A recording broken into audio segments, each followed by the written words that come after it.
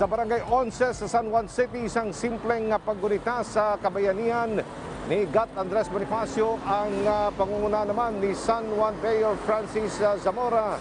Si Naomi Tiburcio sa detalye. Rise and shine, Naomi. Rise and shine, Aljo. Pangungunahan nga ng lokal na pamahalaan ng San Juan City ang isang simpleng komemorasyon ng pagunita ng buhay ng ama ng himagsikang Filipino, si Gat Andres Bonifacio. Dito lang yan sa Barangay 11 sa San Juan City. At kung inyong makikita, napakasimple lang nung pagdadausan na mismo commemoration ng araw nga ng Bonifacio dahil nandito tayo mismo sa Barangay Hall ng Barangay 11. May ng Bonifacio Shrine, pero ayon sa mga opisyal dito, ito yung unang pagkakataon na mismong si Mayor Francis Zamora ang bibisita, kaya't espesyal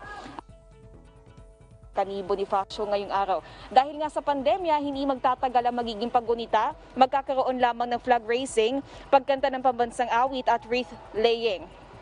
Pangungunahan nga ito ni Mayor Zamora at the National Historical Commission of the Philippines Executive Director si Tuto Aguilar.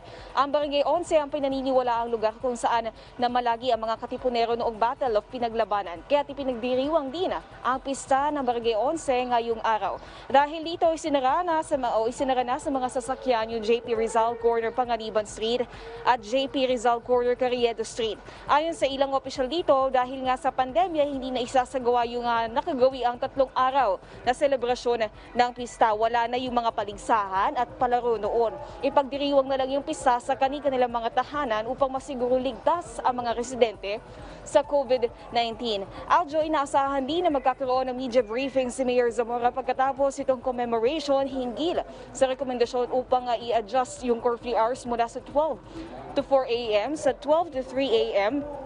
Ito'y upang bigyang pagkakataon ng mga Pilipinong makadalo sa tradisyonal na simbang gabi.